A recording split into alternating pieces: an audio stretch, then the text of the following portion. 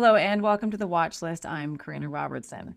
I'm joined today by Steve Dalton, CEO and Director of Revolve Renewable Power. Steve, nice to have you. Yeah, nice to be here, Karina. Thanks for the time. Oh, and to get started, tell us about Revolve Renewables Power's focus and the project portfolio. Yeah, sure. We're, I guess, an operator and developer of renewable energy projects across North American market. We have a portfolio just over 3 gigawatts of wind, solar, and battery storage projects. Um, Primarily in Mexico, but also over the last couple of years, we've expanded the business into the US, into Canada.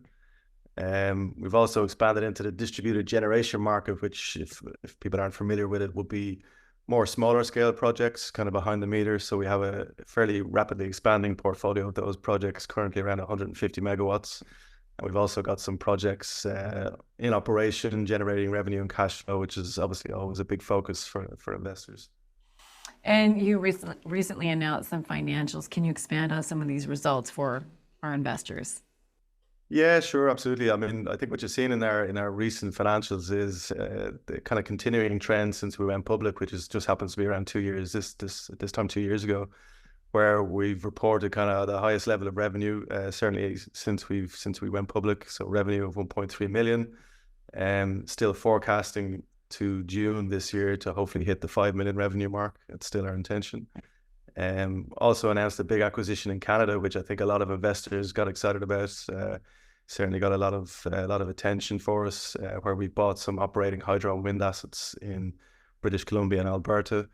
So that's going to add to that kind of revenue story, which we've been kind of building on. So yeah, no, it was a lot happening in the last quarter for sure. And what are some of the key takeaways for the company that you think investors should know? And why is it a stock to watch? Yeah, it comes back to that kind of consistent message we kind of keep getting out there. Like we've communicated very clearly that we're kind of moving more to this operator model where we're going to be generating long-term recurring cash flow and revenue, and generating kind of shareholder value. So if you look at what we've done over the last kind of 18 months, 2 years, we've done a number of acquisitions to kind of add that revenue. We've built some of our own projects, and currently we have a number of other projects which are under construction, which are going to start generating revenue later this year as well.